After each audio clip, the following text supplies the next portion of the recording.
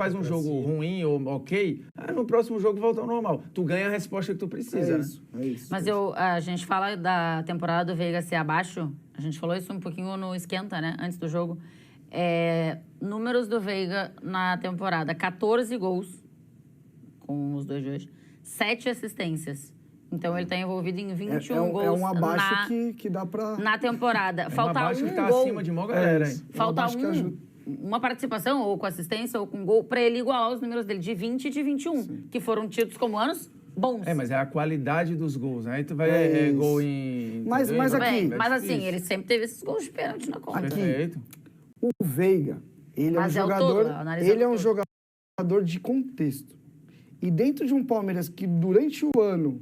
Abel? Não, Rafael Veiga. Tá falando? Ou... Então fala aí pra nós. Pera aí, vai. 1, 2, Veiga. 3... Tá, pera aí, pode... Pode continuar? Não tem mais Veiga. Então, a questão do Veiga... É o Veiga, tá vendo? De novo. Eu gosto muito do futebol do Veiga, mas ele... Muita gente vê ele como um meia, mas ele não é um meia criativo. O Veiga é um jogador de chegada, de pisar na área, de infiltração. E se a gente olhar para o Palmeiras de uma maneira geral, o Palmeiras criou muitas situações para ele ao longo desses anos, para ele ser esse jogador que ele foi. E a gente está falando de um ano do Palmeiras que foi um ano de desajuste. Eu acho que ele é um conceito onde o time não encaixou. E quando você não encaixa num jogador que precisa de um contexto, ele tende a cair um pouco. Sim. Mas caiu assim, com esses números, né? Não, porque tu pega, sei lá, porque não existe esse contexto no jogo, mas você tem o contexto do segundo atacante, o Veiga seria um terceiro atacante, mano. É isso. E a galera ainda mais o Palmeiras jogou com 2 atacantes em vários momentos. E a galera tentou pintar o Veiga como um meia, um armador. Por isso que cobravam um Veiga na seleção, que dificilmente ia funcionar, porque a seleção jogava de um jeito totalmente diferente. Ali, né? Eu não acho o Veiga jogador de seleção. Não, Veiga. Ponto. 34 gols de pênalti marcados. 34 gols de pênalti e 50 gols em campeonatos brasileiros. E agora a gente vai ouvir ele, então. Fala, Rafael Veiga. Para mim, sempre poder marcar ou dar assistência é muito importante. Eu sou um cara que eu me cobro, né, para ser decisivo. Hoje eu consegui ser. O Estevão, todo mundo sabe, o grande jogador que é, o momento que ele está vivendo. Eu sou um cara que eu torço muito por ele, né, muito mesmo. E quando ele voltar, o Abel vai ver o que ele vai fazer. Essa responsabilidade eu deixo com ele. Eu já joguei, né, nesses últimos jogos abertos, já joguei centralizado, alguns jogos até de volante. Então, independente de onde eu começar, para mim é tranquilo. Estou aqui para ajudar. E é isso, estou feliz, né? Nunca foi meu objetivo passar esses caras nos números. Mas é óbvio que eu fico feliz por estar cada vez mais escrevendo meu nome na história do Palmeiras. Boa noite, Veiga. Rodrigo Fragoso, TNT Esportes. Veiga, você é um ícone do Palmeiras, um ícone dessa geração, está na história. E hoje nós vimos um episódio diferente de um outro cara que também está na história e que você conhece muito bem, que é o Dudu. Nós vimos o Dudu entrar, vimos o Dudu sofrer um pênalti, ser celebrado pelo torcedor. E mais do que isso, a gente viu você e vários outros jogadores, tanto no momento do gol quanto no apito final, indo até o Dudu, celebrar o Dudu, abraçar o Dudu. Essa noite tem um quê de especial para esse cara também? A gente não está mais no dia a dia dos treinos, né? Mas vocês estão lá todo dia e viram a recuperação do Dudu e tudo que ele passou. Essa noite tem um quê de especial também por ele ter sofrido o pênalti, ter sido decisivo? Dudu é um ídolo no Palmeiras. Eu tenho a oportunidade de jogar com ele junto já faz algum tempo, a gente se entende muito bem. Eu estava um pouco mais próximo, né, junto com outros jogadores dele nesse momento mais turbulento, né, praticamente ele viu um pouco do que ele passou, e poder também celebrar com ele esse jogo que ele entrou e realmente mudou o jogo, né, não só o pênalti, mas depois uma finalização, puxou contra-ataque. Então eu sou um cara que eu fico muito feliz, sabe, porque a gente não pode só olhar o jogador, a gente tem que olhar o ser humano que tem por trás de cada pessoa. E, cara, enfim, a alegria do Dudu é minha alegria, e o que eu puder fazer para ajudar o Dudu e outras pessoas, né, jogadores do nosso time, eu vou fazer, porque eu acho que acredito isso. Nossa vida, a gente está aqui para facilitar a vida do outro. Boa noite, Veiga, João Quer do Verdazo.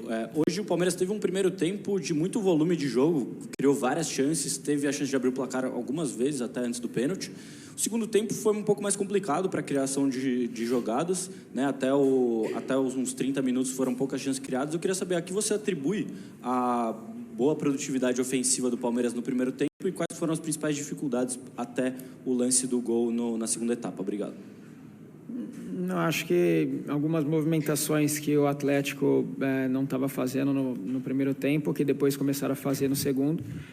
Eu acho que, falando da minha parte, ali, depois que o Arana entrou junto com o Rubens do lado esquerdo, né, eles começaram a fazer uma dobradinha ali que para quem marca é mais difícil, né, porque acaba ficando 2, 3 jogadores.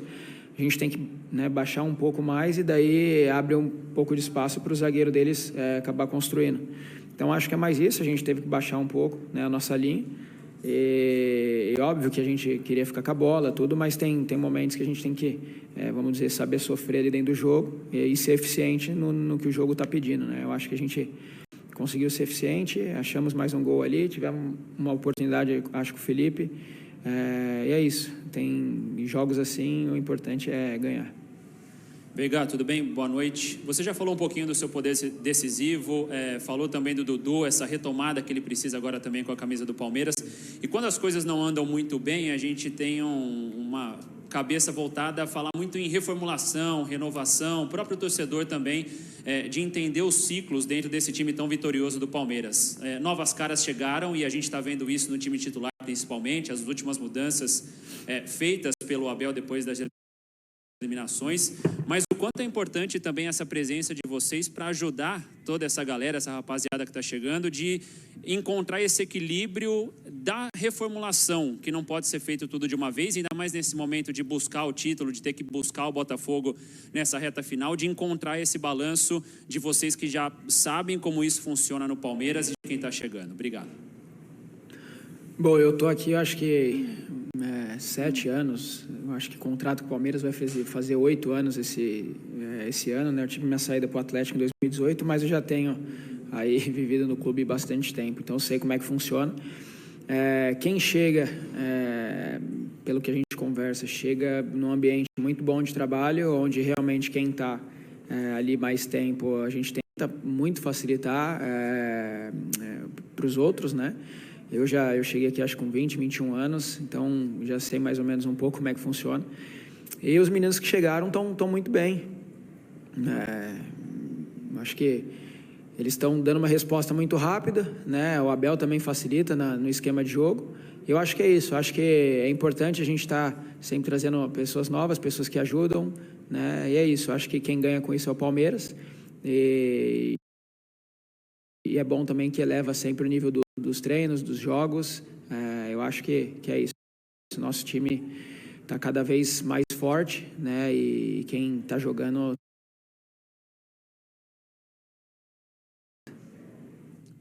Eu gosto muito das entrevistas do Veiga, porque, no geral, ele não é o jogador da resposta automática.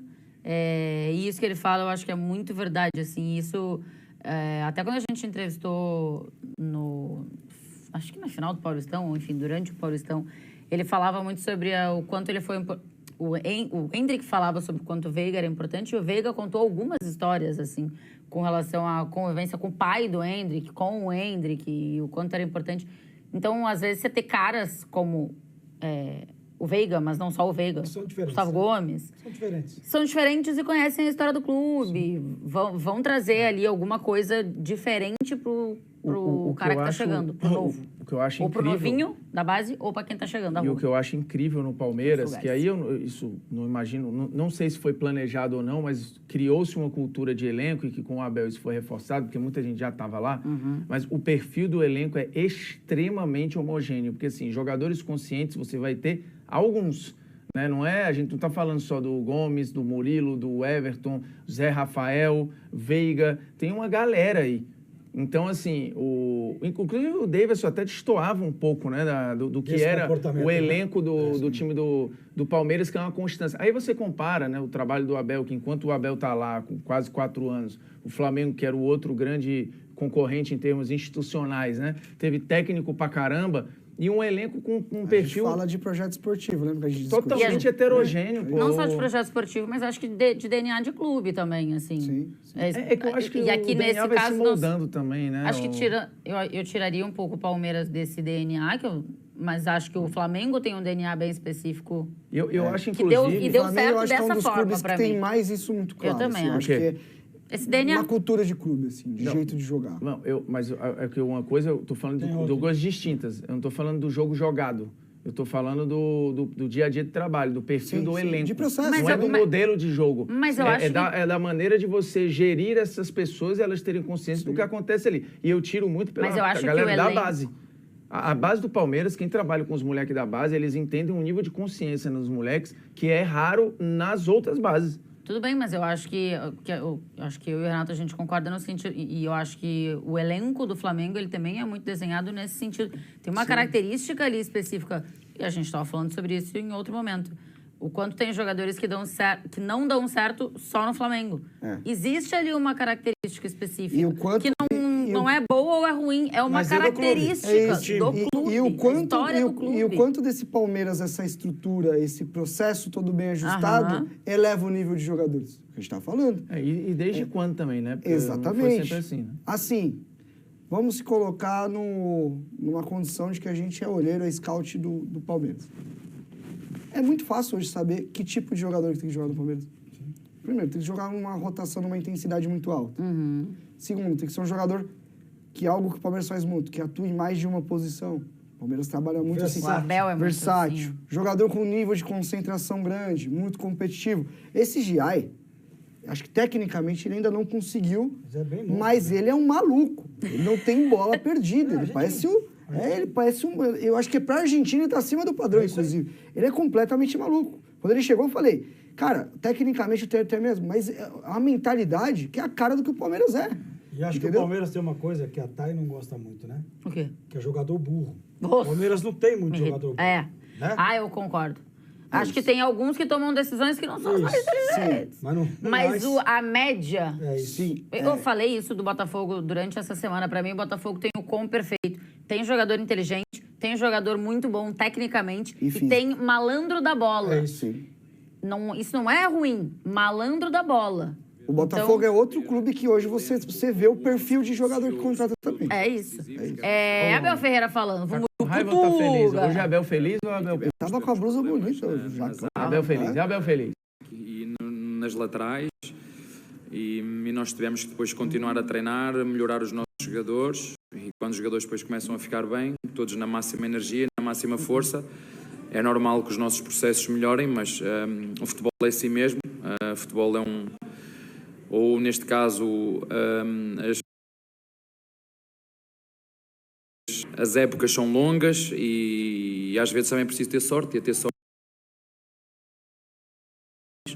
E nós nesses períodos tivemos lesões e é normal que nós não tivéssemos sido tão sólidos como estamos a ser agora.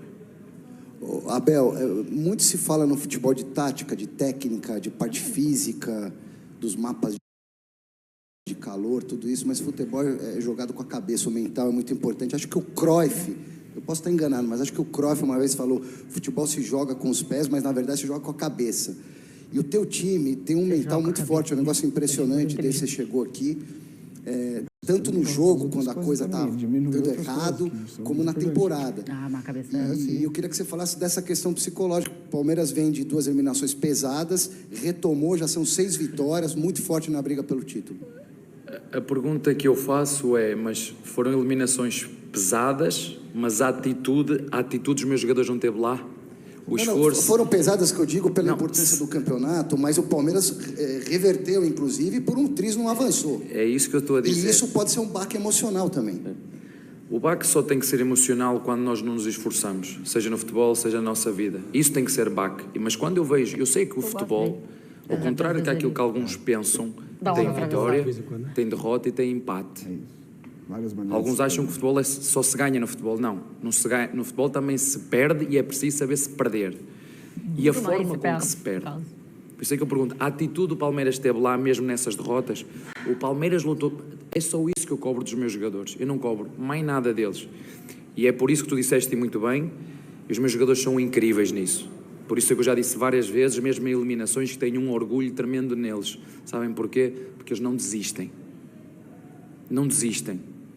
E é por isso que eu tenho a certeza que os nossos torcedores, que ainda hoje vieram aqui ver, obrigado a eles pelo carinho, pelo apoio, pela força. Mesmo os torcedores mais difíceis, mesmo os torcedores mais amendoins, se vergam e aplaudem estes jogadores, porque sabem que entregam tudo. Eu digo-lhes muitas vezes isso. Gosto muito que os nossos torcedores, os que têm melhor condição financeira, os que têm pior condição financeira, que é possível. Tudo é possível na nossa vida quando nós acreditamos até ao fim. E lutamos, e treinamos, e nos esforçamos. E é isto que os nossos torcedores veem na nossa equipa. Independentemente, sim, às vezes vamos perder, eu também disse isto, eu nunca prometi títulos, não posso prometer, o que posso prometer é atitude. Atitude, jogar para ganhar, jogar sempre até ao fim pelo melhor resultado. Umas vezes ele vai acontecer, outras não, mas acho que aqui, sinceramente, somos todos de acordo que os meus jogadores são incríveis. E isso aí, independentemente se vamos ganhar ou não, mas é isso que eu lhes peço a eles, é isso que eu me cobro a mim e é isso que eu cobro aos meus jogadores, que a cada momento deem o melhor que puderem. E é certo, nós passamos um julho e agosto difícil, mas mesmo aí com lesões, com o lateral esquerdo lesionou-se, os nossos 2 zagueiros lesionaram-se, um de cada vez. Os jogadores que não estavam no seu melhor momento de forma, como eu já vos disse, é muito difícil aqui no Brasil manter o sarrafo sempre alto, mas fomos sempre encontrando soluções enquanto equipa e a prova disso é o jogo de hoje. Abel, boa noite. Rodrigo Fragoso, TNT Esportes. Abel, eu gosto muito sempre de falar sobre a questão psicológica do futebol. E quando a gente olha justamente para o que você preza como trabalho, a gente sempre ouve muito a questão da gestão do ser humano, a gestão do grupo. E hoje nós pudemos presenciar uma noite que pareceu diferente e especial em relação a um cara que passou por um ano muito complicado, que é o Dudu. E a gente viu não só no momento em que acontece o gol, a celebração que todos os jogadores fizeram, não só com o Veiga, mas com ele, e no apito final também, ele foi muito celebrado, muito comemorado, inclusive, tenho quase certeza que vi você atravessar o gramado para dar um abraço nele. Queria entender o que significou essa noite, você como um líder, ver o Dudu ser decisivo novamente depois de tanto tempo, passando por tudo que passou em termos físicos e mentais da lesão, e também depois com o episódio em que ele quase deixa o Palmeiras. Olha, ele merece porque ele trabalha muito, ele sabe o quanto difícil os jogadores... Eu deixei de jogar futebol por uma lesão destas, só que eu sei que vocês às vezes... Eu dou uma coisa aos torcedores e a nossa equipa sabe, todas as minhas decisões é sempre a pensar naquilo que é o melhor para a equipa. Se me perguntares, o Dudu está pronto para jogar 90 minutos? Não está. Mas se ele nos ajudar como ajudou hoje, é espetacular. Foi preciso irmos à procura do resultado, foi preciso um desequilibrador, ele entrou, fez aquilo que sabe fazer, dribles, e ajudou-nos. Eu disse isso na roda, sim, fui abraçá-lo, eu não... Todos eles são jogadores do clube e ninguém vai apagar a história que ele tem no clube. Ninguém. Ninguém. E vocês sabem que também os números dizem isso, foi um jogador que jogou comigo imensamente, mas nós precisamos de rendimento, nós precisamos de ritmo, nós precisamos de intensidade. E eu sei o quanto o Dudu nos pode dar agora. E foi preciso hoje, ele entrou, merece, trabalha muito. Às vezes nós acabamos os treinos, ele fica sempre lá a fazer o trabalho dele suplementar, porque sabe que tem que o fazer. Este tipo de lesões é uma coisa que te vai obrigar para a vida inteira a fazer pré-treino e pós-treino, e ele está-se a adaptar. Estamos a falar numa lesão que é muito grave, ainda para mais na idade que ele tem. Uma coisa é ter uma lesão como teve, por exemplo, o Figueiredo, que está connosco, tem 18 anos, já rompeu os 2 ligamentos, da direita e da esquerda. Outra coisa é ter aos 30, aos 31, como foi o meu caso, e o meu não deu para recuperar. Mas muito feliz por ele, por isso, porque ele tem o carinho da comissão técnica, ele tem o carinho do grupo de trabalho, e mais do que eu falar, é nós olharmos para as atitudes e para os gestos de todo o grupo de trabalho. Isso para mim é que é o mais importante, e como eu sempre vos disse e vou voltar a referir, todos somos um, todos somos um, todos somos um. Abel, boa noite. Pedro Augusto, da Rádio Dimensão Esportiva. Parabéns pela vitória. Eu gostaria de falar sobre o Veiga. Ele foi o autor de 2 gols hoje e vem desempenhando numa função diferente. Ele vem atuando numa função diferente ali como um ponta direita, um falso ponta. Às vezes ele caminha por dentro também. No ano que ele tem oscilado um pouco. Vem variando de ótimas atuações nem tão boas assim. Como que é o trabalho para manter o atleta com a confiança em alta? Mesmo que ele tenha que desempenhar numa função diferente, como ele tem feito agora com a lesão do Estevão. Não. Primeiro é nós todos entendermos que os jogadores não são máquinas. A gente olha para um jogador e o jogador é sempre obrigado a render o máximo. Vai haver momentos, ninguém consegue estar a top, ninguém. Nem o Messi, nem o Ronaldo, nem o Neymar, nem o Guardiola, ninguém.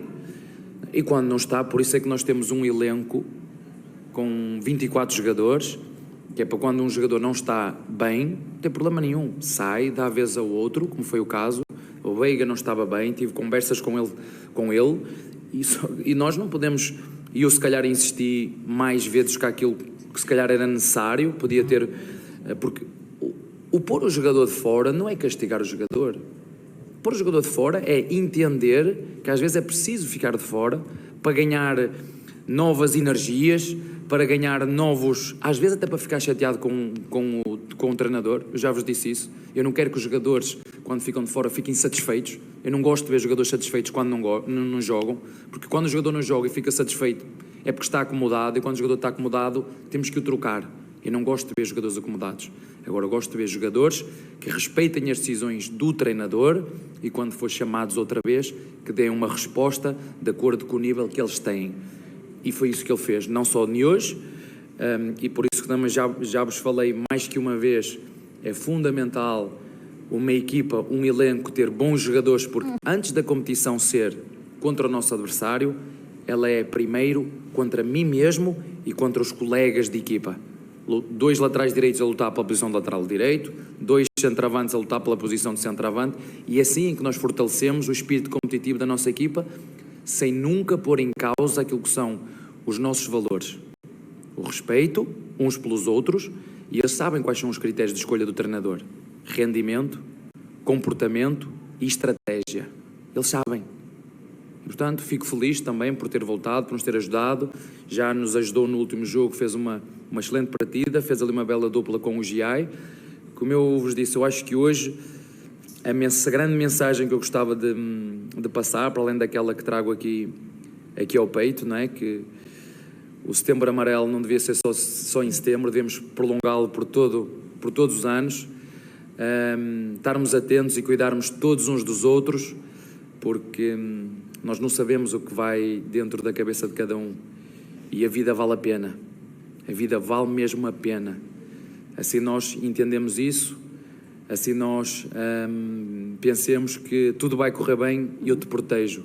Portanto, mais do que tudo, para além desta mensagem que eu vos queria dizer, que é essa que trago aqui ao peito, é a mensagem de hoje também para os nossos jogadores e para os nossos torcedores. Os meus jogadores hoje foram incríveis, e os nossos torcedores hoje foram absolutamente extraordinários, e a todos eles, sem exceção, o meu muito obrigado. Abel, boa noite. Gustavo Soler, da Rádio Bandeirantes.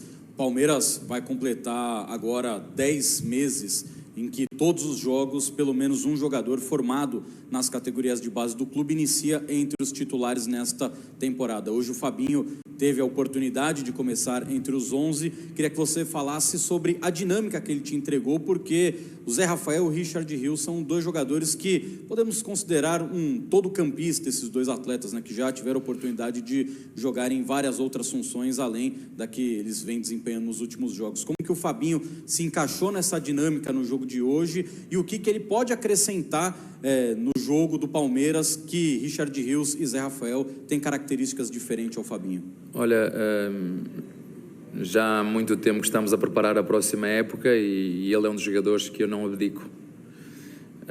Por isso, porque ele já trabalha connosco desde quando chegamos, não é de hoje.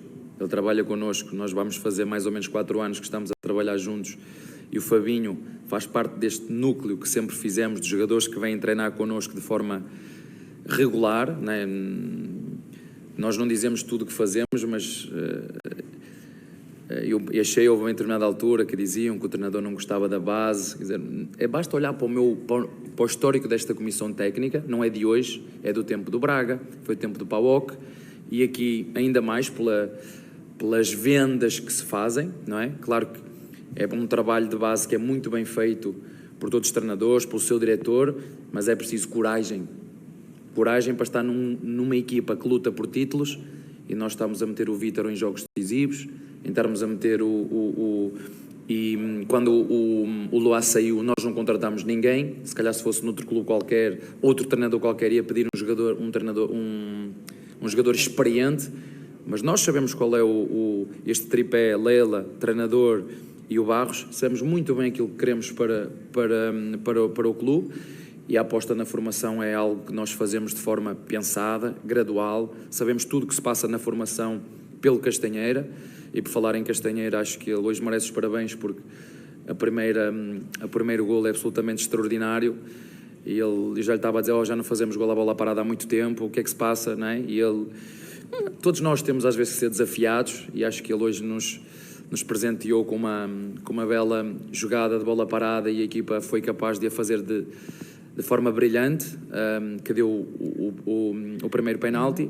Mas como te disse, o Fabinho é um jogador certinho, é um jogador consistente, é um jogador que nos pode jogar a 5 e a 8, é um jogador que entende o jogo, um jogador que tem fluidez de jogo, como eu te disse, é um jogador que nós contamos, que eu conto, quer seja para jogar quando for preciso, quer seja para estar no banco para entrar quando for preciso, porque agora não, felizmente ou infelizmente temos jogos só de semana a semana, mas há uns tempos atrás nós tínhamos muitos jogos, portanto é um jogador que nos acrescenta e dá soluções a este meio campo, e tem sido um jogador extremamente consistente sempre que tem sido usado, e isso é extremamente gratificante para nós, e como eu te disse, quando fizemos a planificação da próxima época, é daqueles jogadores que nós queremos muito contar com ele. O passe é bem melhor.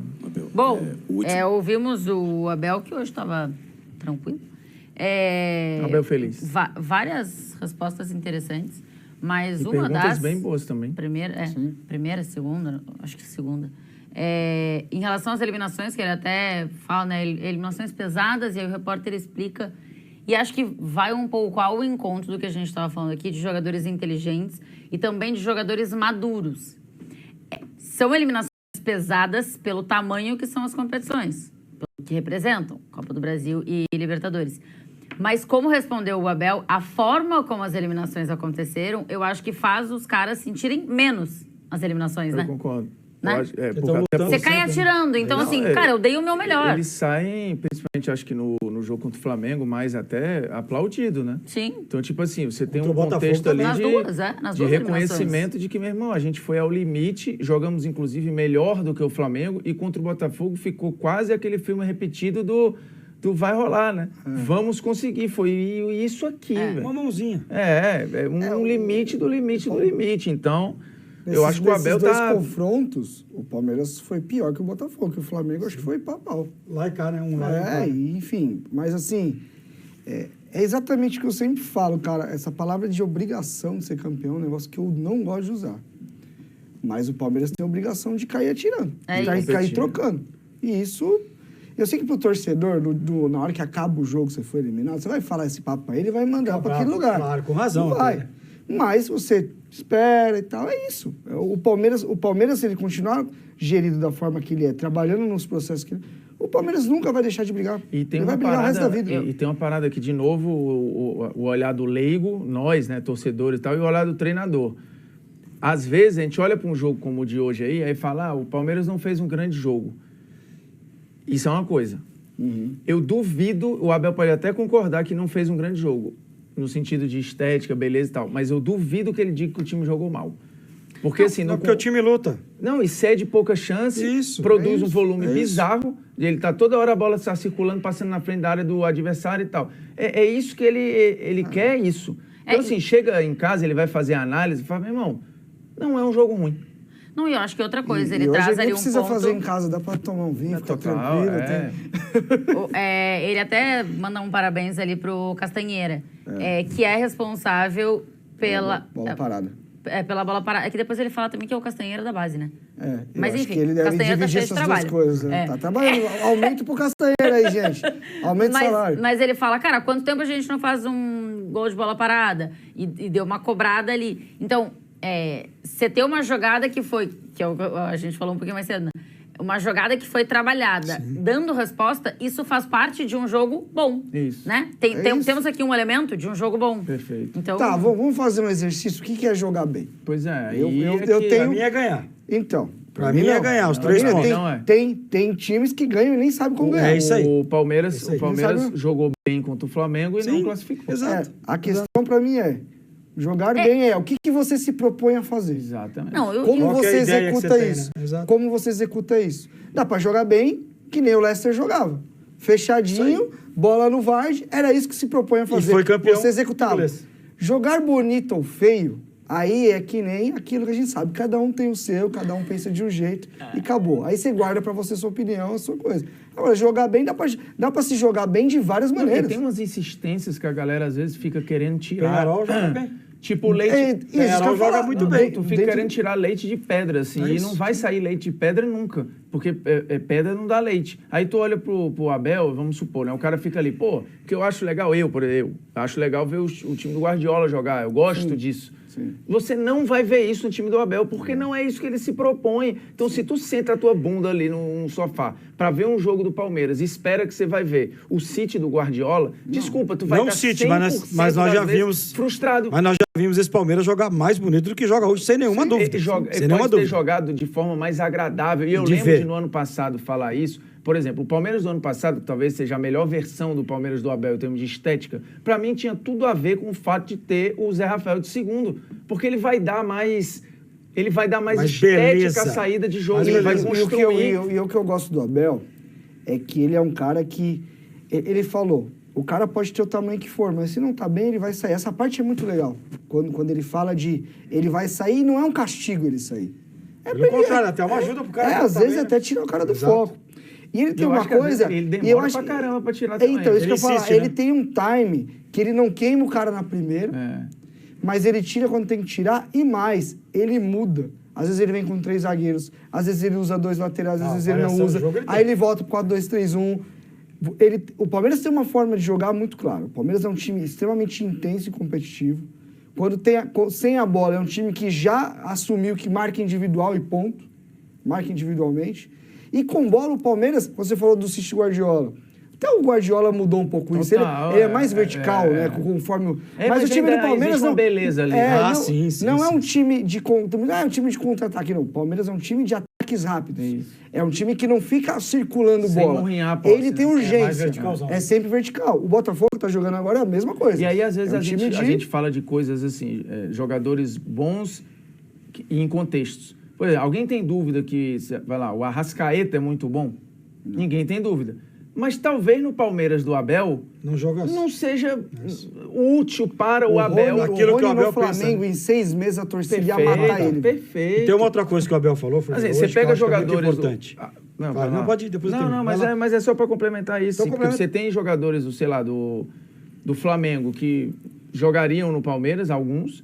Talvez o Dela Cruz, não tenho nem dúvida que jogaria. Qualquer time do mundo. Jogaria fácil. Qualquer time do mundo, acho que sim.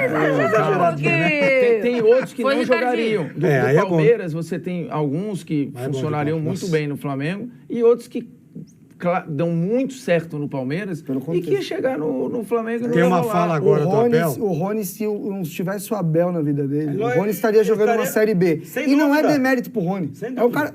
extremamente aplicado. Ele só chegou onde também chegou porque ele é extremamente aplicado, comprometido. Ouviu o que o Abel falou pra ele? Exatamente. Mas se não fosse o contexto do Palmeiras no Rony, o Rony estaria jogando na Série B. Ele jogou muito no Atlético 2019, no Atlético Paranaense, que tinha um contexto bem específico. Ele fatalmente ia dar o salto para algo mais... Ele ia se tornar mais caro. Ia voltar. Só que dependendo do contexto onde ele fosse, ia dar errado com um exemplo. Por exemplo, Pablo fez um grande ano no Atlético. Foi pro São Paulo, que tinha um contexto bastante específico. Eu não estou questionando o Pablo como jogador bem complicado pro momento do São Paulo. Ninguém dava certo no São Paulo, e virou como se fosse um inútil, pô.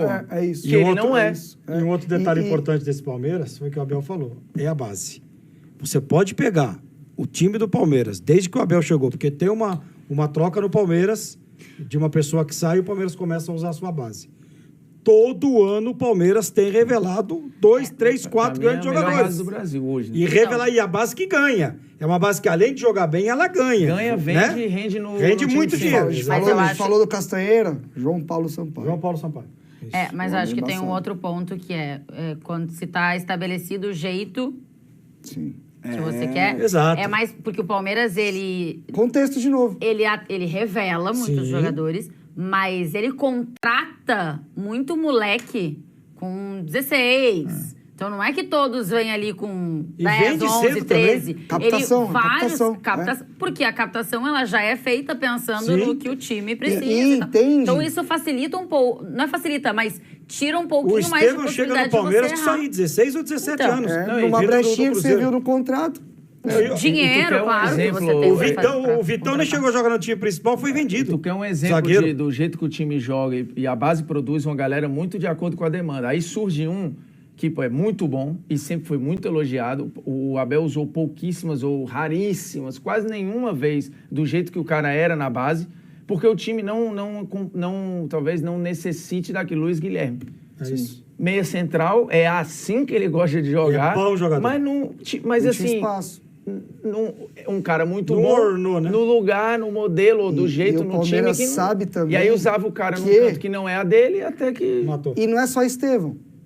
É o Vitão, que não vai te dar um dinheiro, mas vai te pagar uma conta. O lateral esquerdo, que tá até hoje no Bragantino, lá que faz gol. É isso, o Luan Cândido. E o Palmeiras tem o Time D. O John que foi pra lá agora. Patrick de Paula.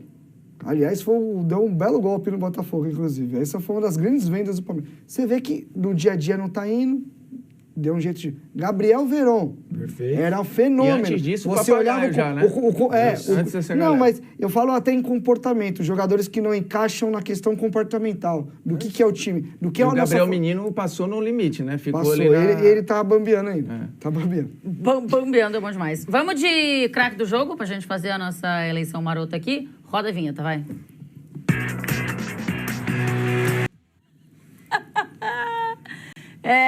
Aí estão as 3 possibilidades de craque do jogo, tá? Isso? O vencedor é um troféu. Não, entendi. A risada que foi esquisita. Não foi uma risada, foi um hi-hi-hi. Isso não é uma risada. Tá bom. É uma comemoração, qualquer coisa. Bota na tela quem são os possíveis vencedores do troféuzito craque betano. Veiguita, Hulquito o Duduzito. e o Duduzito. A gente pode... O Duduzito aí, eu não sei. Sente falta do Emerson. Tem um negocinho aí de um torcedor Forçação na de produção. barra, né? Eu sinto com o Duduzito Tem aí. alguma Do Tem o craque voto do da jogo. homenagem, tem Tem o voto da lógica, né? Eu acho que, assim, além dos 2 gols, o Veiga fez um bom jogo em termos de volume, jogou, né? Eu acho que é o Veiga, mas se a gente quisesse ser simbólico, assim, legal, qual é o roteiro do dia, né? É o Dudu. Mas para ser justo, é Veiga. Se fosse assim, contasse lá pro voto da bola de ouro, era o Dudu. Que é o conteúdo, a história. É empolgado, né? O voto empolgado Você vai com quem, Ricardinho? Hulk. Só pelo gol. O gol me conquistou. Difícil, o gol né, me conquistou. Eu ainda vou levar pra casa, velho. A vontade que dá é parar no meio da imigrante e se largar lá. Aí Mas ele é malaco, ele dá um jeito de voltar. De quem que eu voto? É seu. Então, pelo gol, Hulk. E o Carlos? Estou apaixonado. É seu. Se eu voltar no Dudu, você vai ter que ir de... Ela tem que desempatar. É isso, Dudu. Boa. É de sacanagem. O maluco chegou ontem na casa Já pegou e já quer espírito. fazer isso comigo. Tem pegou volta? espírito. Não, mas você vai votar em quem eu votaria, tenho certeza. Veiguita. Aí é isso, tamo fechado. Eu votaria. Salvou Fiz a sacanagem. pata. É Borraites. Já a gente vota, a gente tá alinhado na votação, no geral, né?